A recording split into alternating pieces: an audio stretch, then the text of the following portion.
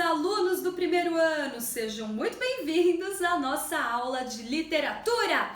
Meus amores, hoje nós vamos começar um novo tópico. Hoje nós vamos falar sobre uma outra escola literária. E antes de falarmos sobre essa escola literária, nós vamos precisar fazer uma revisão rápida do que nós estávamos vendo para que vocês consigam estabelecer relações. Então vamos lá. Nós estávamos vendo e estudando o romantismo. Nós vimos as características do romantismo, nós falamos sobre o romantismo francês, inglês, alemão e o romantismo aqui no Brasil. O romantismo, meus amores, ele foi, como vocês já sabem, um movimento e uma escola literária que pontuou, que assinalou diferentes concepções, diferentes formas de ver e viver o mundo. Nós vimos no romantismo uma sofrência muito grande, uma idealização gigantesca da mulher amada, da grande mulher que é referência, que é uma grande inspiração. Então todas essas características nós discutimos e nós vimos que cada geração possui suas próprias características, seus próprios conceitos. O que tem que ficar claro aqui para vocês é a respeito da terceira geração romântica. A terceira geração romântica, ela é de cunho social, ou seja, a terceira geração romântica, ela faz muitas críticas à sociedade, críticas à hipocrisia dessa sociedade. Aqui no Brasil, nós temos o grande representante da terceira geração romântica, que foi o Castro Alves. O Castro Alves, ele escreveu Navio Negreiro. E em Navio Negreiro, ele vai assinalar e vai mostrar o preconceito conjuntural, o racismo conjuntural da nossa sociedade. Então, meus lindos, isso tem que ficar bem evidenciado para vocês. Por quê? Porque essa terceira fase, ela não aconteceu apenas no Brasil. Essa terceira fase, ou terceira geração romântica, ela aconteceu em todos os lugares em que o romantismo estava instalado, Então, por isso que essa terceira fase, nós já vemos um grande pezinho para o realismo. Nós já vemos uma grande concepção ali que estará muito ligada ao realismo. Porém, o que tem que também ficar bem evidenciado é que o realismo tem uma outra mentalidade e uma grande diferença com o romantismo. Qual que é essa grande diferença? A grande diferença é que lá no romantismo nós tínhamos aquela sofrência, aquele egocentrismo, só eu sinto essas dores. Os personagens que eram personagens que ou eram muito bonzinhos ou eram muito malzinhos, ou seja, ou era mocinho ou era vilão. Então existia muito essa dualidade entre os personagens. E aqui no realismo nós não vamos mais ver essa questão relacionada ao bom versus mal, ou seja, ou você é 100% bonzinho ou você é 100% malzinho. Isso não existe no realismo. Por quê? O realismo, como o próprio nome já sugere, vai falar sobre a realidade. Então eles vão tentar pontuar o que realmente estava acontecendo. Eles vão tentar pontuar como as pessoas realmente são. Ninguém é 100% bonzinho e ninguém é 100% malzinho. As pessoas têm qualidades e defeitos. As qualidades e defeitos andam de mãos dadas, As pessoas, elas estão ali sempre naquelas esferas, Às vezes elas são muito boas, às vezes não. Enfim, às vezes elas erram, acertam. E isso é a representação humana. Então o realismo, ele vai trabalhar muito essa perspectiva da realidade, vai falar sobre a realidade. Então a partir de agora, vocês serão convidados a estudar e compreender essa escola literária maravilhosa que vai falar, que vai apertar, vai colocar a mãozinha na ferida e mostrar para a sociedade. Então prestem atenção, meus lindos. Eu coloquei aqui um resuminho do século XIX. Lembrando que o romantismo perdurou até a primeira metade do século XIX.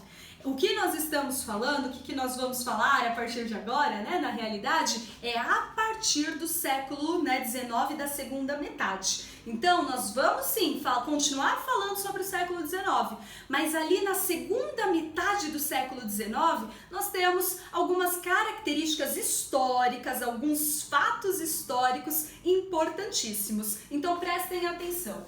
No século XIX, ali, né, a partir de 1860, nós temos a Segunda Revolução Industrial, nós temos em 1888 a abolição da escravatura, nós temos também a proclamação da República aqui do Brasil em 1889. Então nós vemos, né, que muitas mudanças na conjuntura social acabaram ocorrendo, acabaram acontecendo.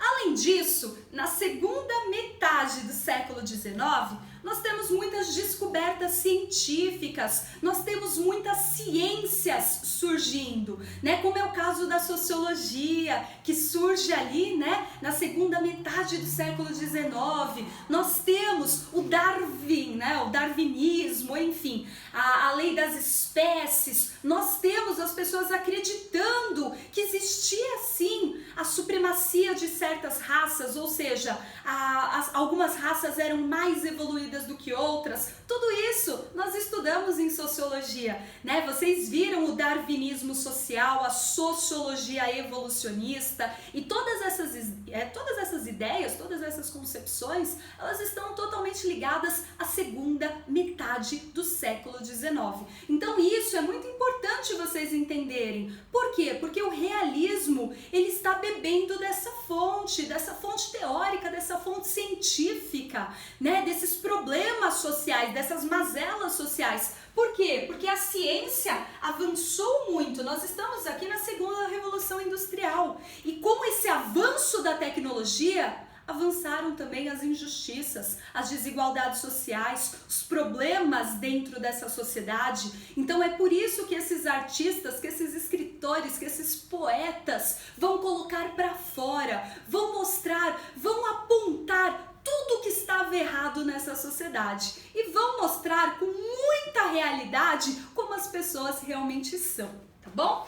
Então, legal, meus lindos. Então agora a gente vai falar sobre o marco. O marco do realismo, meus amores, ele não encontra-se na literatura, ele encontra-se nas obras plásticas francesas. Então nós vemos um estilo nas artes plásticas, nos quadros, nas esculturas, que começaram a mostrar muito a realidade, a descrever essa realidade com grande profundidade, com grande criticidade e reflexão.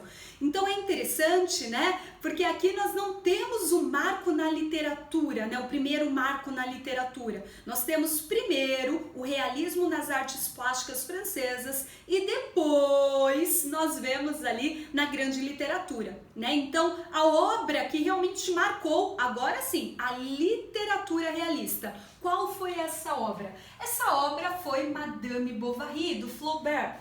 Eu não sei se é assim que fala, tá, gente? Meu francês, socorro!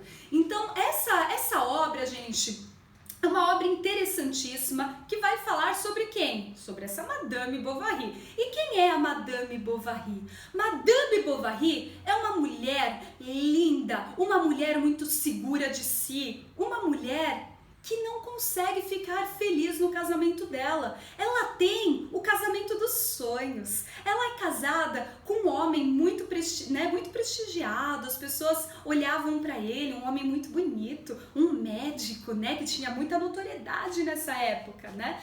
Então as pessoas, né, olhavam e achavam que a vida dela fosse uma vida perfeita. E ela também no início acreditou ser. Porém, ela era uma mulher muito mais solta, ela era uma mulher que não conseguiu ficar presa a um casamento.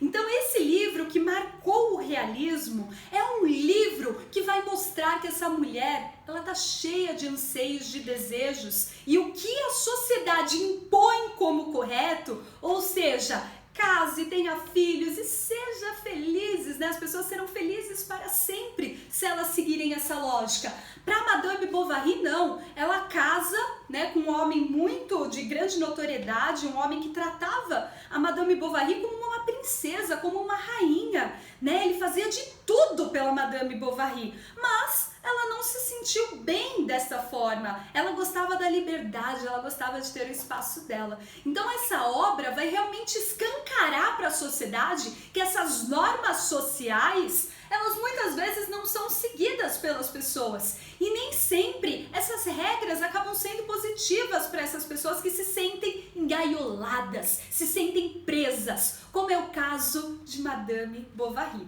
tá bom? Além disso, meus lindos, esse livro, né, imaginem só, foi muito polêmico, né? Mostrar uma mulher cheia de desejos, cheia de vontade, foi realmente um grande marco e uma grande diferença na mentalidade da conjuntura ali desta época, tá bom? Então essa obra, ela acabou influenciando muitos escritores, muitos autores, muitos professores, muitos críticos literários. Então essa obra é considerada como sendo um marco do realismo, tá bom? Vamos falar sobre as características do realismo? Deixa eu ver quantos minutos eu estou aqui. Ok, vamos lá. Realismo, características. Nós temos a primeira característica, a objetividade. O que é a objetividade? Ser objetivo, ou seja, não dar espaço para a subjetividade, não dar espaço para o sentimentalismo. Então a objetividade vai mostrar aqui um caráter muito mais racional. Você é objetivo, você é direto, você não vai ficar escrevendo com palavrinhas bonitinhas. Não, você vai falar que a mulher é adúltera, você vai falar realmente, escancarar para a sociedade palavras que lá no romantismo eram colocadas, né, de uma forma mais adequada, mais bonitinha. Aqui não, aqui é direto. Além disso, nós teremos a moderação do sentimentalismo. Então as pessoas aqui não vão morrer de amor, né? Como nós vemos ali no romantismo. No romantismo, né, os poetas morriam de dor por conta do amor, por conta daquela pessoa que eles não conseguiram conquistar o coração, e aquela pessoa 100% perfeita, zero defeitos, né? Isso tudo era do romantismo. Aqui no realismo não. Aqui no realismo nós teremos realmente um equilíbrio emocional muito grande. As pessoas estão muito preocupadas com o umbigo, ou seja, elas querem saber do que vai ser bom e do que vai ser ruim para elas mesmas. Elas se colocam sempre na frente de tudo e de todos. Então o realismo vai fazer essa crítica, tá? A nossa personalidade.